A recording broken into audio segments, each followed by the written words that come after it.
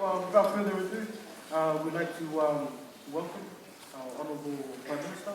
But before we welcome him, I want you to welcome him Tongan way. Okay, so you know the Tongan way.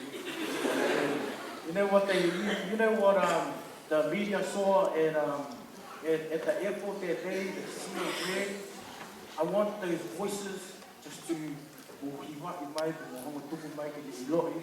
he is here for us today. So please put your hands together for the Prime Minister of New Zealand, Honourable John Key.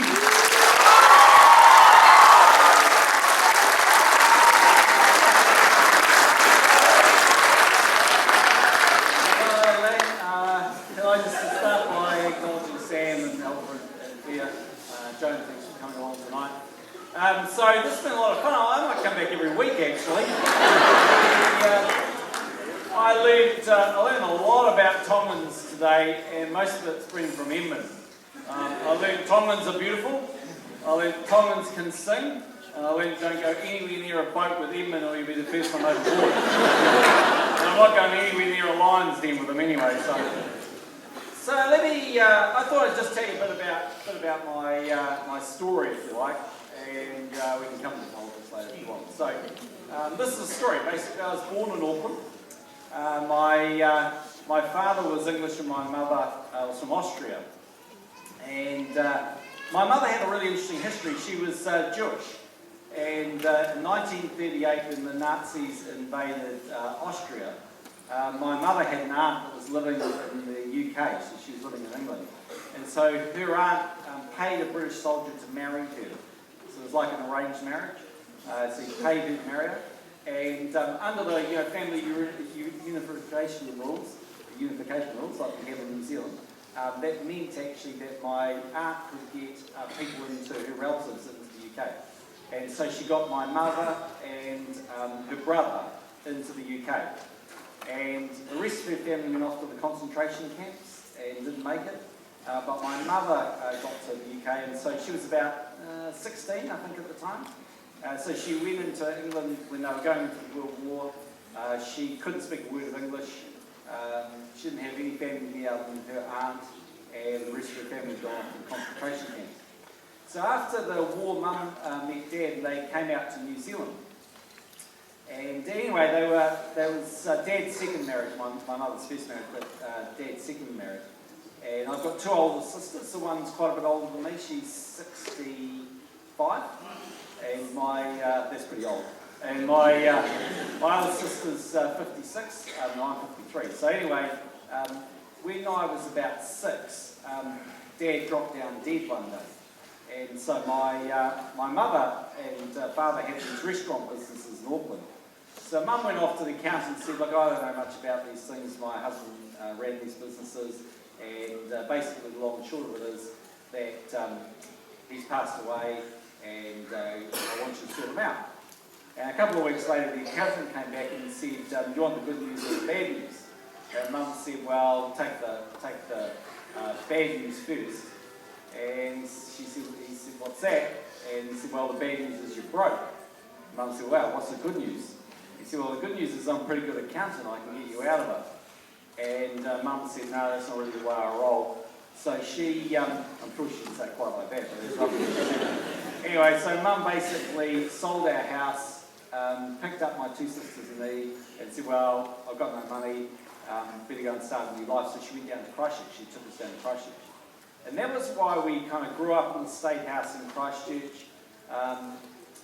In the suburbs, it's pretty familiar to, it's a bit like Mangere, really. So we lived in my backyard over here, It wasn't much different. And anyway, so basically, long and short was, Mum sort of turned up. There was, she was on her own, and she went about raising the kids. And so there were a couple of things I learned, from that whole experience. And the first one was really that Mum was a really fiercely determined woman. So she sort of taught me that you don't know what adversity is coming in your life. You know that different things can change, but you don't know what's happening. So she ended up in England without her parents, basically, couldn't speak English, having to make this life when she's 16. She turned up in Christchurch with 3 kids, no husband and no money. So she always said to me a few things. So she said, first of them is, you get out of life what you put into it. So, I mean, in the end, she didn't sort of say, sit around and feel sorry for yourself, or sit around and complain why you've got less than everybody else, or sit around and have lower expectations than anyone else. She just said, you get out of life what you put into it. And if you want to make something of your life, you're going to have to go and get a good education, and you're going to have to go out there and give it 100%. No one's going to give it to you. It's up to you whether you want it. And she always used to say to me, I don't want excuses, I just want answers. So she'd say, you're going to go to university, you're going to work hard, you're going to do well. So when I was about 12, I came home one day and I said, I'm going to be Prime Minister. And she, when I told my wife that we were on our first date, I was 17, she was 15. My wife went, yeah, whatever. But anyway, my mother went, good on you. And I went, yeah, I'm going to be Prime Minister. She goes, yeah, good on you. So I said, okay. And that was the way it worked in our house. And I sort of learned pretty early on that, you don't necessarily need money. And actually I say to young people when I go, because I go to a lot of schools and things, I was going to say the same thing to them. I'd say, it's not about ability, it's about attitude. If you think you can succeed, you will succeed. And if you think you can't, you won't. And you see lots and lots of really talented people in all sorts of things in life, from arts to sports to culture, you can't name it, who don't actually succeed in life. It's not because they don't have the ability. It's probably not even that they don't necessarily have the passion. They just don't have the attitude that thinks they can go and succeed. So when I left university, I wanted to go and make some money and sort of be independent. So I went and did that. I worked in business for about 20 years. When I was 40, I came back. I actually retired from investment banking. I was in the UK running a couple of pretty big businesses for the biggest US investment bank. I came back to run politics. And so my only kind of really claim to fame was I've become Prime Minister at the fastest time in modern history. So I got there in 6 years, Omni got there in 7. And I've been Prime Minister for sort of 6 years. And I suppose what I'd sort of say is that, I personally think New Zealand's an amazing country. And I think it's changing a lot. It's a very multicultural country, and I go out there a lot. And yep, it's built on a bicultural foundation based off the treaty. But in reality, New Zealand has a huge number of Pacific Islanders, of Chinese, of Indian. People of 190 odd nationalities live in New Zealand.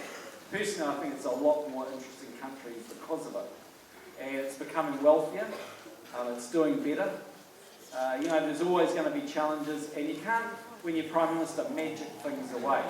So, recessions have been pretty tough on people in South Auckland because they might lose overtime or someone might lose their job. I can't sit there with a magic wand and say, I wish there wasn't a global financial crisis. Or I can't imagine that there wasn't a Christchurch earthquake. All you can do when you're in my job is say, okay, how are we going to go about actually fixing that? And that's what we've done over the last 6 years. So the country's back in surplus. We've got a way faster growth rate than Australia. We've got an unemployment rate that's lower than Australia. When I first became Prime Minister, 35,000 people a year went to Australia to live there permanently. Last month, 80 people left, and the month before that, 50 people left. So, kind of whether it's health or education. And if you look at Pacific people, when we came in, we said, okay, half of all the money New Zealand gives away should go to the Pacific. So it used to be less than that, so we give a lot to the Pacific. And a lot of it's been in education and health issues that we've rolled out in Tonga and Samoa and right across the Pacific. So I guess I'd sort of just say to you that, I think in the end, there's only so much the government can really do. But the most important thing the government can do is education. And we've been really focused on getting young people into early childhood education, really focused on getting young people into schools, really making sure that they do well at school. And the fastest growing area of kids doing well at school is specifically kids. By far the fastest growing rate. So when we came in, about half of them got NCA level 2. Now about just under 80% of them do. So whatever your dream or sort of ambition is, my advice to you is just pin your ears back and go for it. Because you're only on the planet for a certain amount of time. And you may as well enjoy it while you're here and make the most of it. But what I see, if you want my view of the Pacific community, and obviously Tonga is a really big part of that, it's a community that's doing a lot better. If you go down to Auckland University or to AUT or MIT and go and have a look at actually what's happening at those universities and those polytechs and wānanga, the answer is a hell of a lot more Pacific students are coming out. A lot of them are doing really, really well. And one day one of them is going to be Prime Minister of New Zealand. It's the way it's going to work. And that's because, people are embracing what's great about New Zealand. And they're embracing the fact that they can be successful and they can give it 100% and do well. And basically if someone raised the issue about voting, so for young people, most young people don't vote, or a little bit more than 55% of young people vote. Okay, so a hell of a lot of young people don't vote. But I always think if you don't vote, you can't complain. And where I operate out of, lots of people complain, so if you don't vote, you can't complain. And so this is your chance, to get out there and exercise your view on whatever you think, and whatever you think is legitimate. It's what you believe the future of the country should be like.